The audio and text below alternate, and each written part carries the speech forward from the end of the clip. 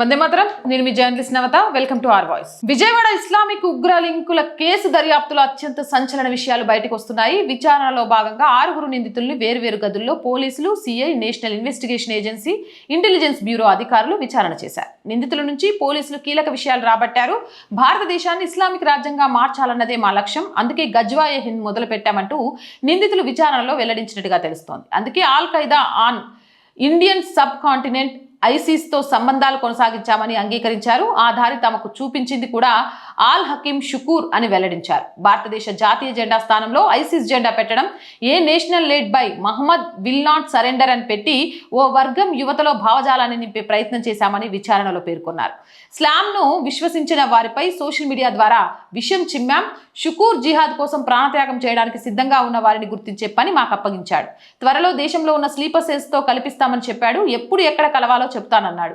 అంతలోనే అరెస్ట్ అయ్యామని కూడా పేర్కొన్నారు. అయితే షుకూర్ను మాత్రం తాము ఇప్పటి వరకు చూడలేదని, ఎక్కడుంటాడో కూడా తమకు తెలియదని నిందితులు పేర్కొన్నారు. సోషల్ మీడియా ద్వారా యువతను ఉగ్రవాద భావజాలం వైపు ఆకర్షించి వారిని పాకిస్తాన్, ఆఫ్ఘనిస్తాన్లకు పంపించి మిలిటెంట్ శిక్షణ ఇప్పించేందుకు ఆఫ్ఘనిస్తాన్కి చెందిన ఆల్ హకీం షుకూర్ కుట్ర పన్నాడని, మన దేశంలో పలు రాష్ట్రాల యువకుల్ని ఆకర్షించాడని కూడా చెప్పుకొచ్చారు. అలాగే రాష్ట్రంలోని ఓ వర్గం యువతతో benx.com పేరుతో సోషల్ గ్రూప్ ఏర్పాటు చేయించి జిహాదీ భావజాలాన్ని విస్తరించే ప్రయత్నం చేశాడని ఒప్పుకున్నారు.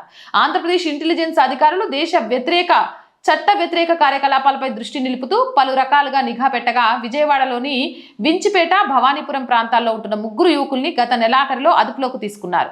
విజయవాడ ఆటోనగర్ వర్కర్గా పనిచేసే మహమ్మద్ డానిష్, అలాగే బైక్ నడిపించే మహమ్మద్ రహతుల్లా, హోటల్ క్యాషియర్గా పనిచేసే Mirza Sohel A1, A2, A3గా arrest చేసి విచారించారు. దీంతో దేశంలోని పలు ప్రాంతాల్లో విస్తరించిన నెట్వర్క్ వెలుగులోకి వచ్చింది. 7 రాష్ట్రాల్లో 11 మంది ఉగ్ర చర్యలకు పాల్పడుతున్నట్లు తెలిసింది. వీరితో పాటు మరికొంతమంది కూడా అరెస్ట్ చేశారు.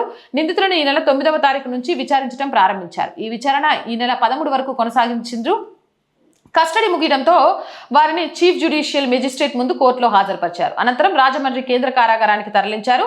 మరోవైపు ఈ కేసును విచారించేందుకు ఎన్ఐఏ కూడా రంగంలోకి దిగింది. ఏదేమైనా ఆంధ్రప్రదేశ్లో ఉగ్రమూలాలు పసపసపసాని పెరిగిపోతున్నాయి. తస్మత్ జాగ్రత్త. జై హింద్, జై భారత్. మరి మీరేమంటారు? మీ అభిప్రాయం ఏంటనేది కామెంట్ సెక్షన్లో పెట్టండి. మోర్ వీడియోస్ కోసం ఛానల్ వెంటనే సబ్స్క్రైబ్ చేయండి. రోజు చెప్తుందేనండి, R group of channels, R voice, R political, R Sanskriti, 3 మన ఛానల్సే. So please subscribe our channels. ప్రతి వీడియోని లైక్ చేయండి, షేర్ చేయండి, మీ అభిప్రాయాన్ని కామెంట్ చేయండి. మీకు మంచి మంచి వీడియోలు అందించడానికి, దేశం కోసం, ధర్మం కోసం మాకు వీలైనంతగా చాలా కష్టపడుతున్నామండి. ఎన్ని ఒడిదొడుకులు వచ్చినా కూడా ఎలాంటి టైంలోనైనా వీడియోలు చేయడానికి సిద్ధంగా ఉంటున్నాం. కాకుంటే కొంత ఆర్థిక ఇబ్బందుల వల్ల వీడియోస్ టైంకి అందివ్వలేక 1-2 రోజులు ఆలస్యంగా పడుతున్నాయి. ఆ ఇబ్బందుల నుంచి కూడా మేము బయటపడాలి అంటే మాకున్న ఏకైక మార్గం మీరే. Please support us. ఆర్థికంగా సపోర్ట్ చేయాలి అంటే సబ్స్క్రిప్షన్ పక్కనే జాయిన్ అనే బటన్ ఉంది. 1 to 5 లెవెల్స్ ఉన్నాయి. ఏదో ఒక లెవెల్లో సపోర్ట్ చేయండి. లేదా స్క్రీన్ మీద గూగుల్ పే, ఫోన్పేతో పాటు అకౌంట్ డీటెయిల్స్ ఉన్నాయి. మీకు తోచిన సహాయాన్ని అందించండి. వ్యాపార ప్రకటనల కోసం 8328500576 నెంబర్ని సంప్రదించండి. జై హింద్, జై భారత్.